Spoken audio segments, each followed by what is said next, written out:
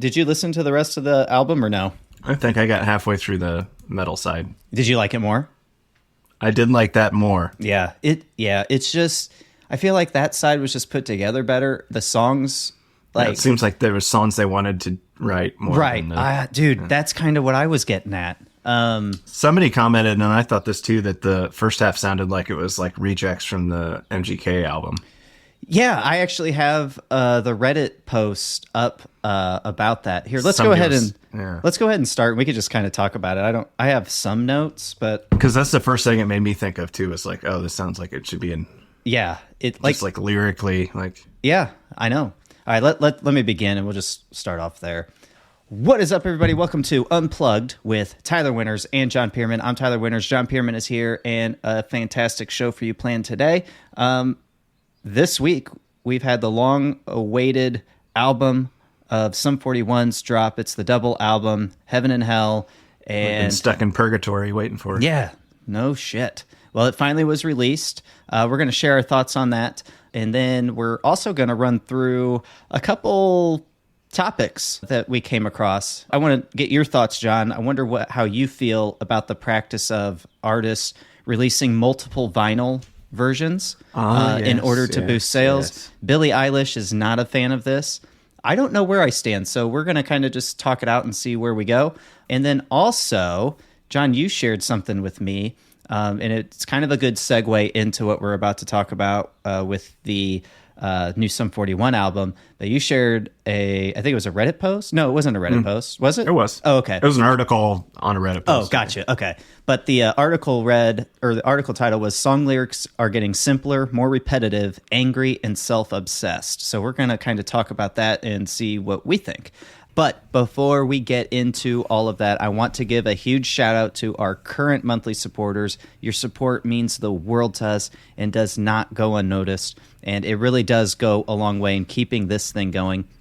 Guys, if you're interested in supporting the show for as little as $3 a month, which is less than the cost of your morning coffee, you can help us continue creating great scene-related content without the need for us to rely on ads, which can distract you from your listening experience. Plus, it's a vote of confidence that we're on the right track and creating the content that you love. So if this sounds like something you'd be interested in doing, please click the support the show link in the show notes. And if you can't contribute financially, no worries. Leaving a 5-star review on Apple Podcasts and Spotify is a fantastic way to show your support. And please feel free to share these episodes with the people that you think will love the show. And also, we have a newsletter. Don't forget. If you want to stay updated on all of the latest scene news and music releases, sign up for the Unplugged weekly newsletter. We gather all of the essentials for you, making it a one-click source for scene updates. And the best part, it's entirely free. So head over to unplugged.allpunkedup.com to start staying informed and consider signing up. We've included a link in the show notes for your convenience. So with that out of the way, let's get into the show. So I say that's a good segue, song lyrics, because the new album, Heaven and Hell from Sum 41, was just released this week. Overall, I'm going to say I really enjoyed the album. John, upon initial listening, after the first few songs, texted me and said that he wasn't impressed with the song lyrics. Now, this would be on the pop-punk side, the first initial songs. Yes. So, yeah, I feel like this is a good segue into that album. John, I don't know where we want to start. But I'm a harsh critic, definitely in that aspect of any music genre. I'm very harsh in that aspect, so yeah, to be fair. And I admittedly, I never really listened to the lyrics until like after I like a song enough to listen to it a couple times, then I start kind of paying attention because then I'm starting to memorize the words and stuff. That's kind of when they stand out to me the most. So there's a problem when I'm hearing a song for the first time and I'm able to predict the next line. Yeah, right. I will say... And that's say, the problem I ran into with that first half of the record. I was like, oh, they're going to say this. Yeah, and I don't know, is that just a pop-punk thing? Like basic lyrics, nothing too exciting for the most part? I mean, it's just tended to do a lot of the AABB kind of rhyming scheme. Mm-hmm. Yeah. So it can become pretty predictable. It can. Especially when it's monosyllabic. And it's not like it's a terrible thing. It's not like it's a real bad thing. But it's not the worst thing in the world. It's just... kind of comes monotonous irritating. And yeah. Well, I like to think of it like if you were a fellow of that age and you wrote a song for a young lady and you gave her those lyrics, she'd be like, what the fuck's going on with this guy? Yeah, I mean, I could see that. I could see Like, that. this is all you could come up with? So, the song lyrics, I feel, because after you said that, I tried to kind of pay attention. I do feel like they are way better on the second half portion, Correct. the metal side, the hell I side. just felt like they wanted to do that half of the record, and the other one was like, well, we can do this. Right. So they just did it. Yeah. And maybe that's when, and who knows, just total speculation, maybe because Derek ended up thinking, hey, we're going to put Sum 41 to rest, but we should revisit a nostalgic side of Sum 41, bring back the pop punk and the metal stuff. Who knows? And then maybe he kind of just put these songs together kind of quickly. I don't know. I would have rather heard re-records of like a first half as like a greatest hits from like the first 3 or 4 albums or something like that than what we got. You think? Yeah. I think overall though, for a final album, I give it an A+. For a final album, for an actual album for Sum 41, I think I give it somewhere between a B+, A-. I think it's a great album. I think it'll actually go down as one of their better albums. But I think do people have seem to like it. I do have some issues with, I don't even know if I want to call them issues, but I have some things about the pop punk side that kind of I'm not really a huge fan of, and I kind of go through that. I have like little notes on my phone here. I mean, if you could have been, I played it on my Bluetooth speaker in the bathroom, and I put it in exhaust fan with a Bluetooth speaker. It's actually pretty nice. Oh, nice. Play music, yeah. Cool. Well, I didn't put it in. Somebody put it in. Okay. And I turn it on. Gotcha. But I think I audibly groaned like 5 times while getting ready this morning during from song lyrics on the pop punk side. Okay. I just went, ah. So here's my thing. So I will say that the pop punk side I feel like has some great riffs. I like a lot of the didn't bother melody. me. Yeah, the musically was great. The melodies were great. However, I will say, Landmines, probably arguably the most popular song on that album. I feel like the melody was recycled 2 times during this album, and it's on Time Won't Wait and Dopamine, which Dopamine seems to be getting a lot of praise right now. That one seemed to be the most hooky to me, but also the most MGK sounding. You know why Dopamine is more hooky? Not only does it have Landmine's melody in there somewhere, I don't have it written down quite where it is, but it's there. But it also has Mr. Brightside verse melody in the verses. You'll hear it immediately. It's just like a more sped up version of those verses, but it's there. And that's why it's so hooky, I feel like, because the Killers, everybody loves that Mr. Brightside song. Well, but it's obvious. If you go listen to it again, you'll hear it. You'll hear it right at the beginning of the song. But also, so I feel like you said, it was almost like it was just kind of these pop punk songs were just kind of put together. I don't know if they were put together quickly. Were they on tour with The Offspring this maybe last year or something? I feel like they were, but I could be wrong. No, weren't they on the Simple Plan tour? I don't know. But maybe the Offspring was on there too. I thought it was the double Canadian band thing. Either way, I bring that up because there is, I feel like, a lot of Offspring influence throughout this record, especially on the pop punk side. I think some of these songs could easily be Offspring songs, and some may actually be Offspring songs because I hear in Bad Mistake, it's equal to You're Gonna Go Far, Kid. Definitely has the vibe, and the verses and the choruses share same melody parts. You will hear it if you go listen to both of those songs. I also have Future Primitive, which is another good song, but it equals All I Want from The Offspring. And I say, for my notes, I have both parts of the pre-chorus and chorus sound the same as All I Want. And then, as I said, I have Dopamine versus equals The Killers. How'd you have time to do all this research? I just heard it. Like, just listening, I'm like, well, this song sounds familiar. Because, I'll be listening to a song and I'll be like you predict the next line. I predict the next melody, like how the melody will go, and I immediately wanted to go into All I Want, or You're Gonna Go Far, Kid. And I listened to them back to back, and I could hear it. I wouldn't say it's enough to like where you should necessarily give The Offspring any credit on the song, but it's there. The similarities are there. But yeah, those are my main issues, I guess, with the pop punk side. What was your favorite song on the pop punk side, if you had to pick? I like Dopamine was the most Dopamine's very good. original one to me. Yeah, I think that's the one they're pushing that. right now. I do feel like the pop punk side got a little stronger towards the end of it. I think Radio Silence was really good. It's a slower one. But yeah, I think Dopamine's exciting. Landmines, of course, is such a good song. I mean, it's been out for a while, so I almost don't want to pick that one. But yeah, I think Dopamine and Bad Mistake, even though I'm hearing, the Offspring similarities in those songs, like they stand out significantly to me, I still think they're strong songs. So, but yeah, Radio Silence, I really like that one. I could see that one being a single.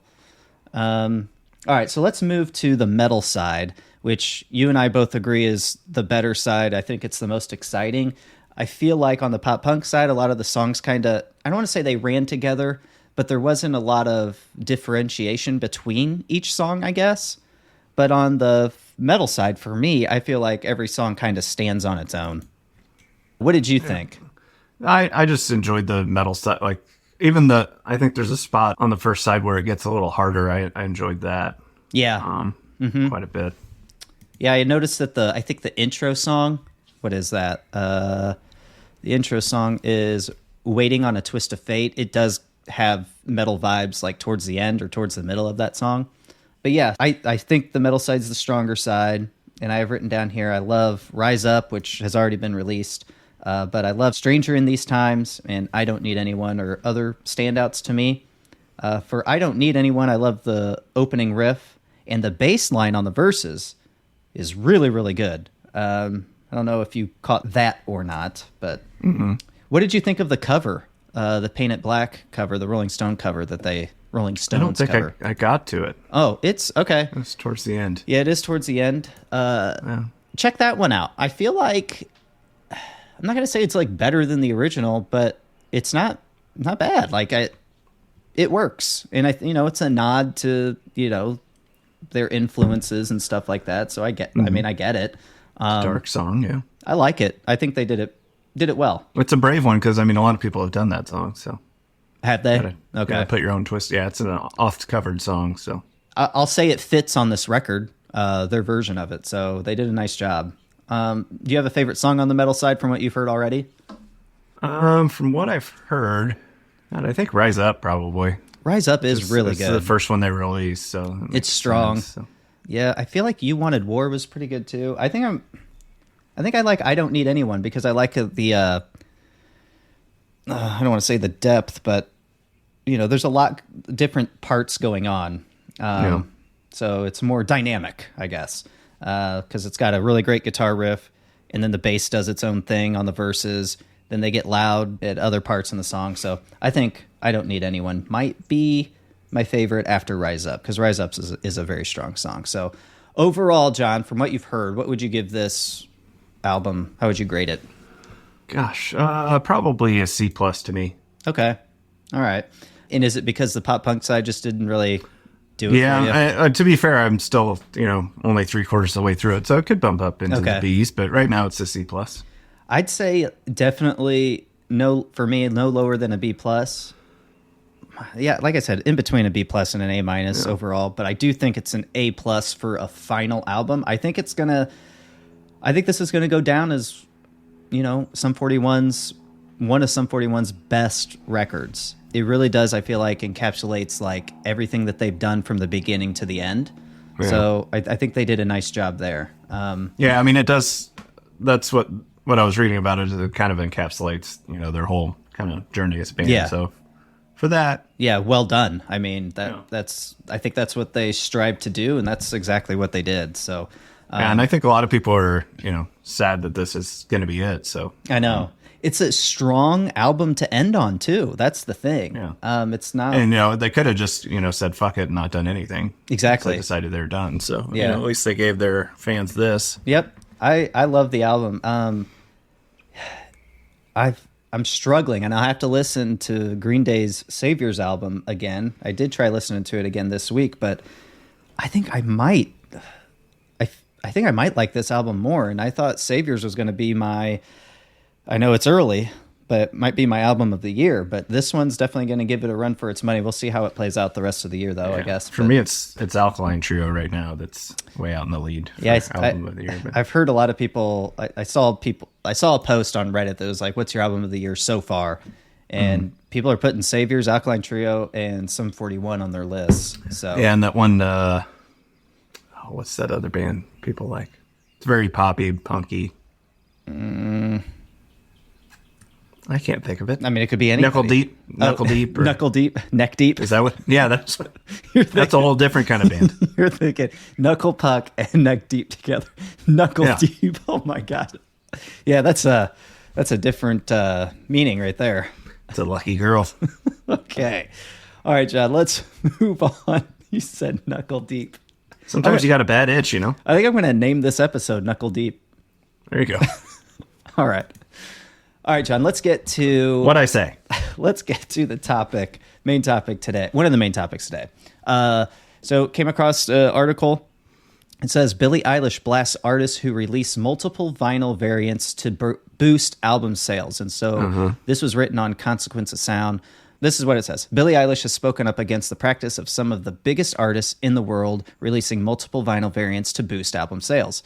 In a new interview with Billboard about her sustainability efforts, Eilish vented about the wastefulness that comes from producing different vinyl packages to entice more fan spending. She says, we live in this day and age where, for some reason, it's very important to some artists to make all sorts of different vinyl and packaging, which ups the sales and ups the numbers and gets them more money and gets them more.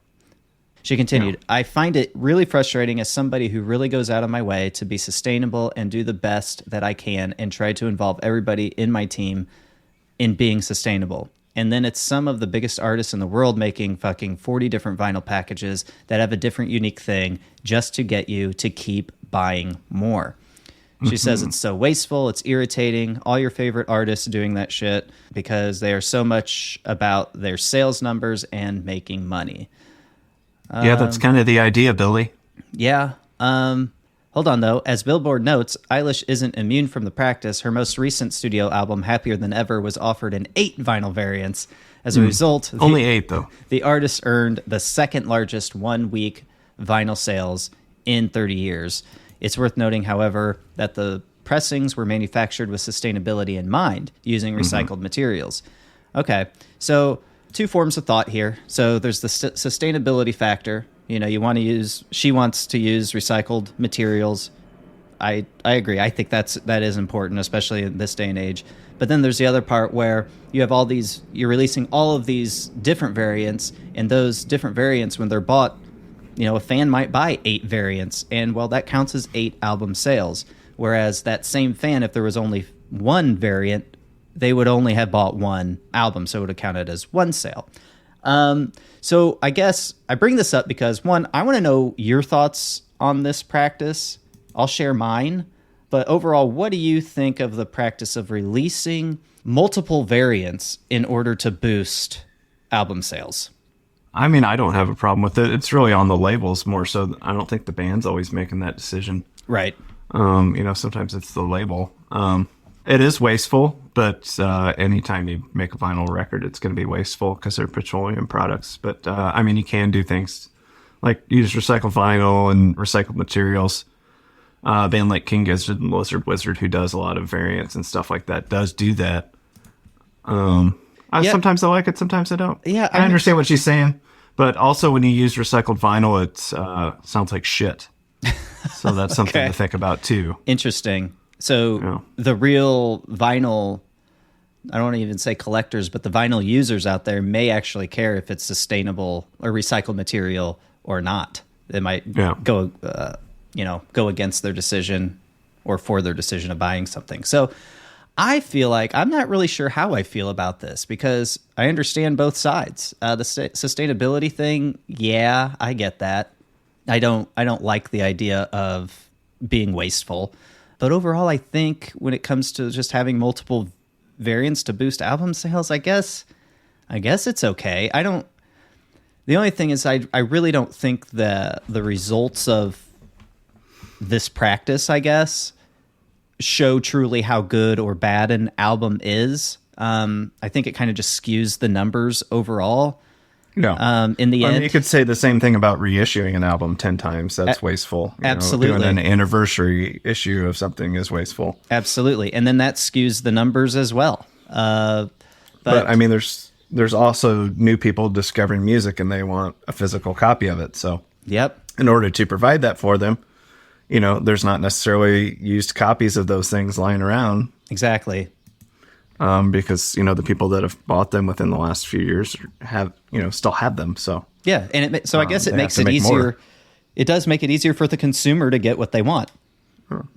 And you can imagine too, what if you had only one variant and you ran out of that album, so somebody couldn't get it. People want more than they're demanding more. You make more. Yeah, that's true.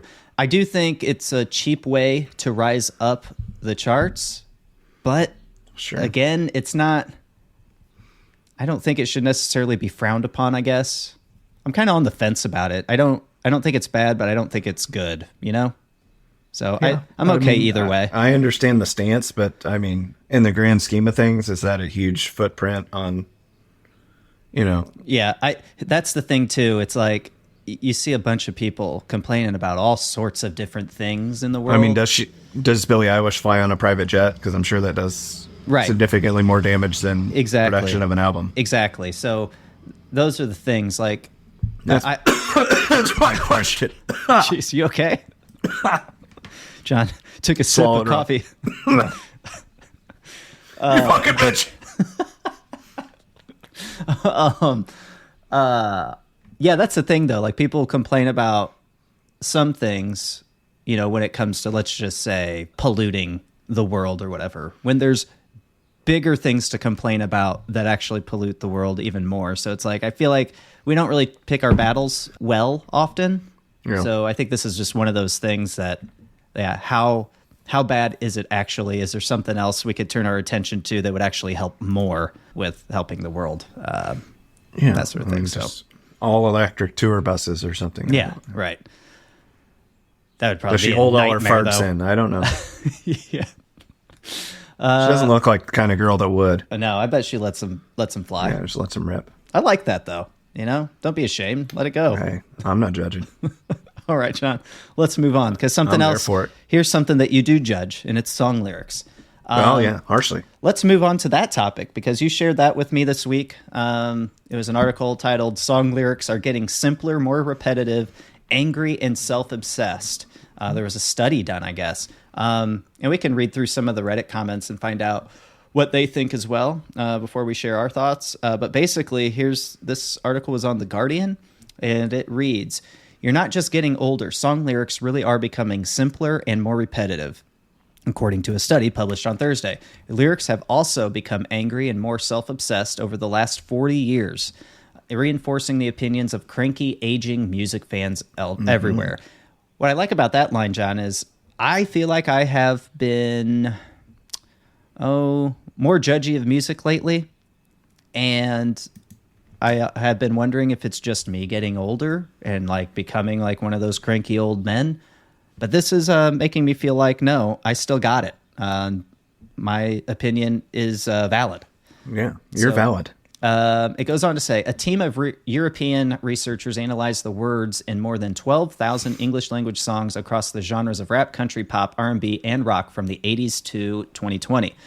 Before detailing how lyrics have become more basic, the study pointed out that U.S. singer-songwriter legend Bob Dylan, who rose to fame in the 60s, has won a Nobel Prize in Literature.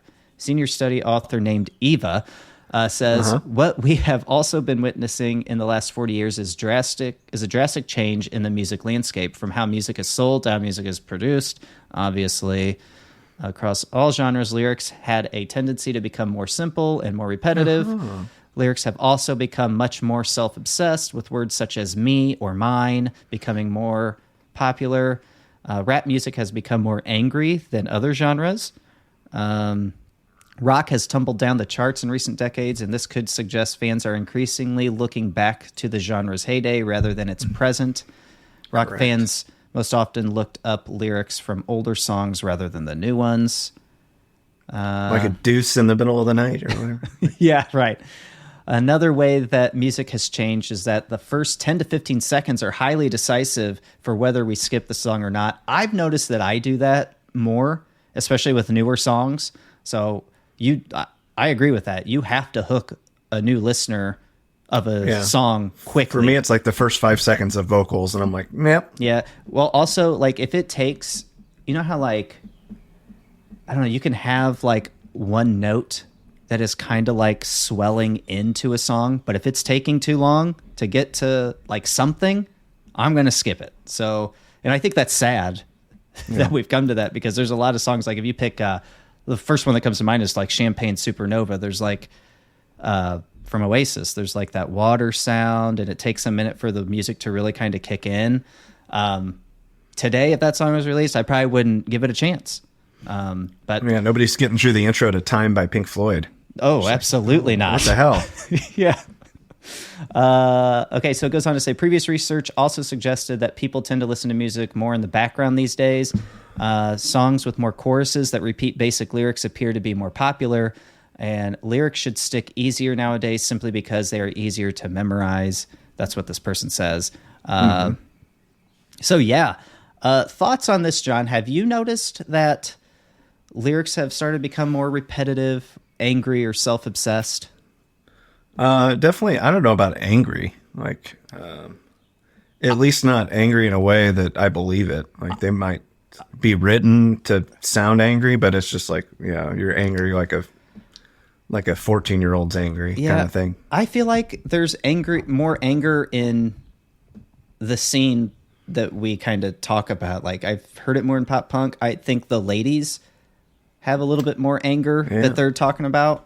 I mean, there's a fair share of men too, but mostly I feel like a lot of female lyrics, whether that's on pop radio or country or pop punk or rock, there's anger. I'm hearing that a lot more now. And maybe that's because we've, the last couple of years we went through the Me Too movement. We've had, Roe v. Wade taken away. There's a lot to be angry about. So maybe that's why. I don't know. But this is also pointing to the last 40 years. This article is saying the last 40 years they've been seeing this trend. So I don't know.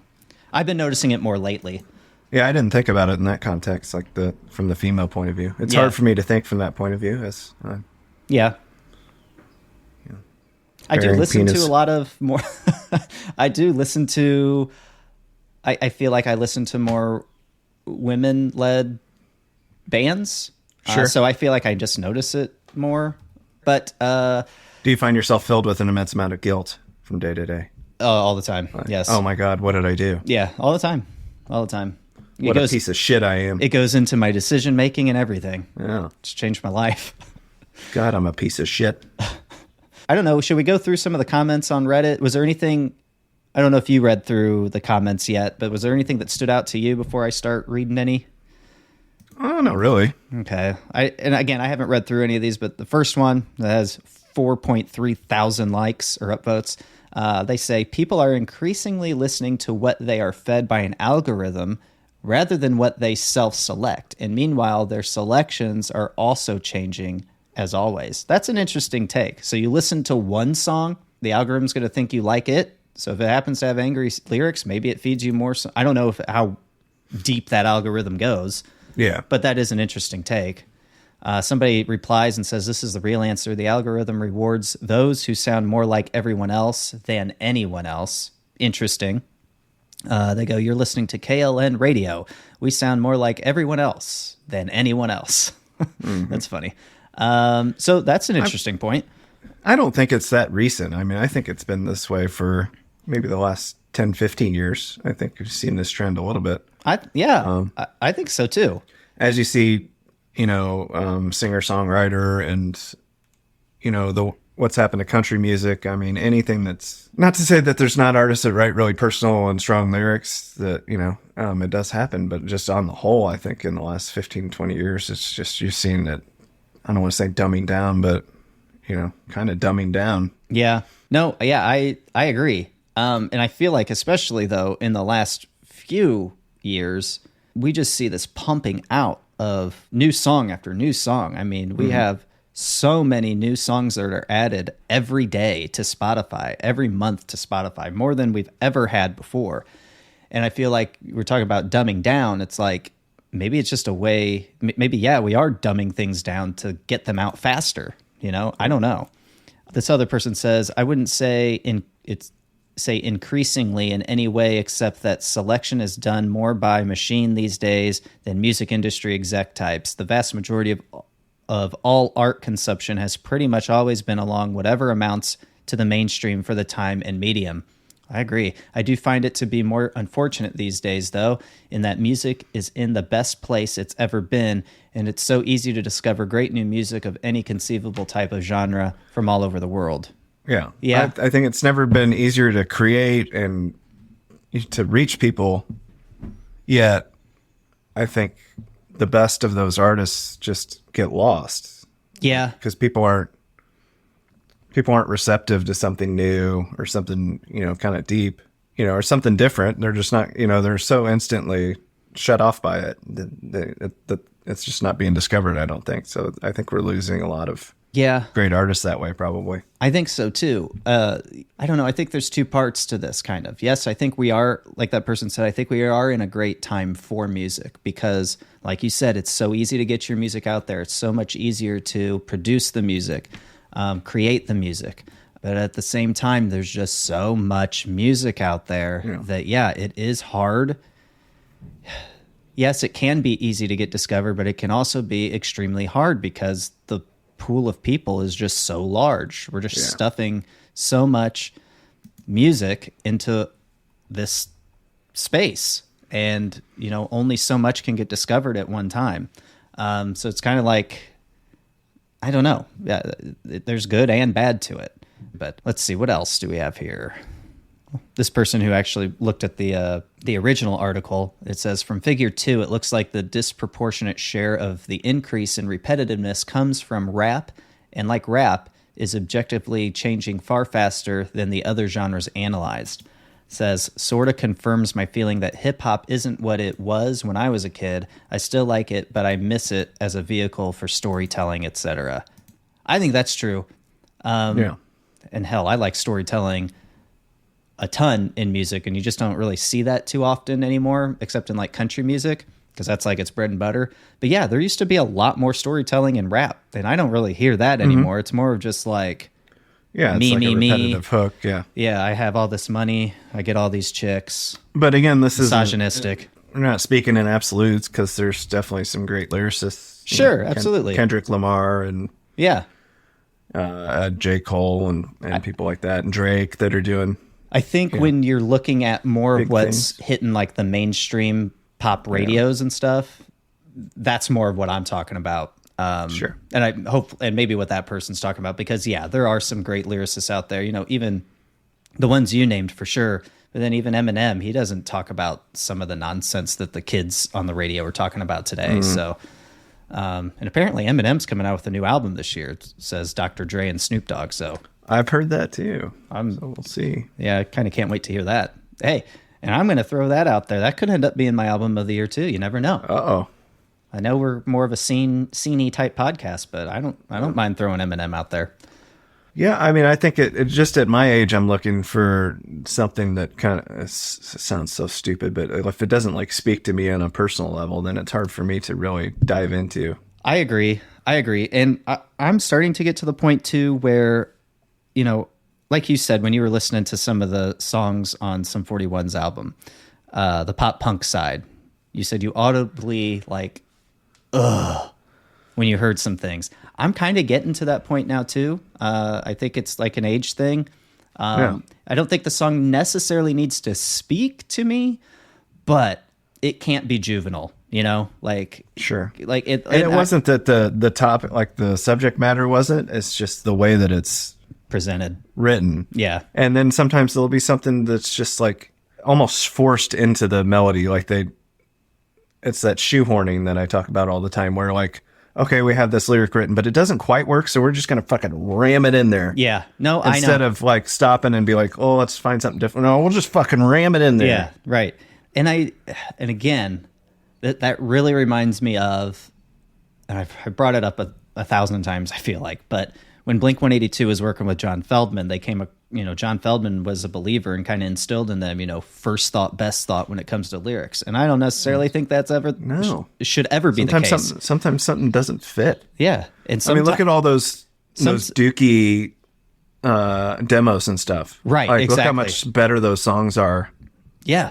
From the, that skeleton beginning that they had. Yeah, exactly. And yeah, sometimes you're just getting the thoughts on paper, so you have something to work with. So you have sometimes flow. the songs are flipped completely on their head. They're a completely different song. Right.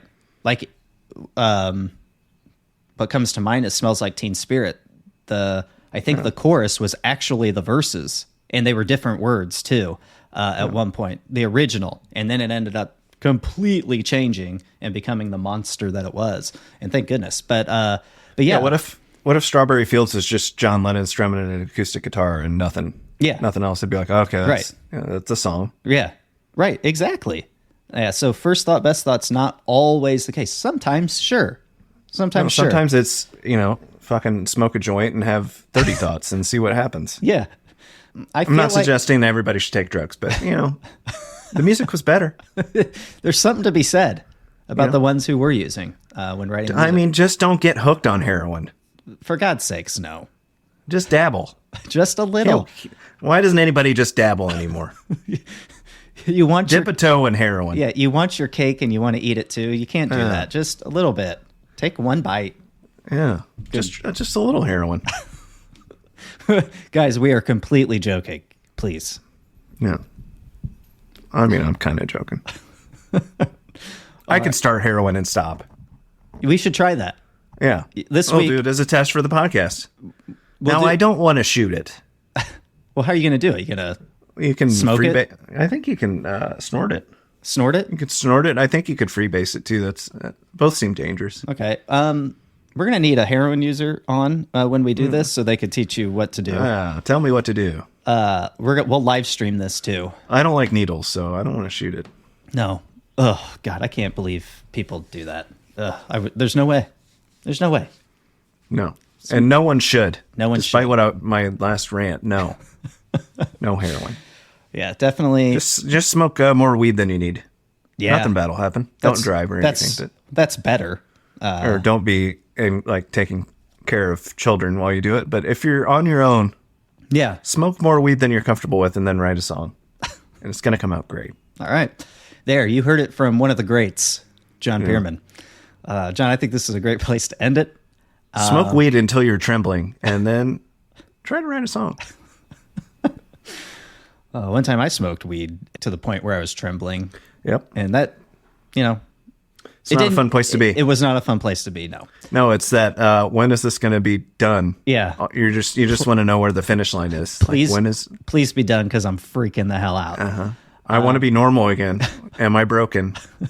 And the best part is, you always get back to normal. Yeah, you do.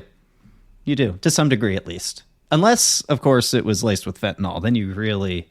Well, I don't think there was any fentanyl in it. I smoked the same batch. I think if it's a stronger strain than what you're used to and you haven't eaten, that's a bad combination. And that was definitely the case. There's nothing there to absorb it, so you're just kind of, My mind absorbed it. And then, if it's a strain that's going to induce some anxiety, or if you're already prone to a little bit of anxiety and panic, then that's an even worse combination. I'm not saying that I thought that was laced with fentanyl, but I'm just saying you gotta watch out for anything that is laced with fentanyl. Oh, definitely now. Then you don't return to your normal self. Only buy from your local dispensary. Absolutely.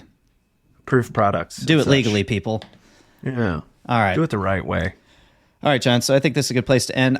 So I don't know if I do think song lyrics are getting a little bit more simpler, more repetitive. You're hearing the same thing over and over, but I think that's mainly on pop radio more so than everywhere else. So So, guys, we'd love to hear what you think. Let us know in the comments, wherever. Let us know on the socials. We're going to go ahead and end the show, though. So, all right, guys, that'll do it for this episode. So thank you so much for tuning in. If you're really digging the show, please consider helping us spread the word and leaving us a review on Apple Podcasts and or on Spotify. A 5-star review would be greatly appreciated, and please let us know what you'd like to hear more of. So with that, thanks again. Peace. Toodaloo. Ooh, ooh. Nailed it.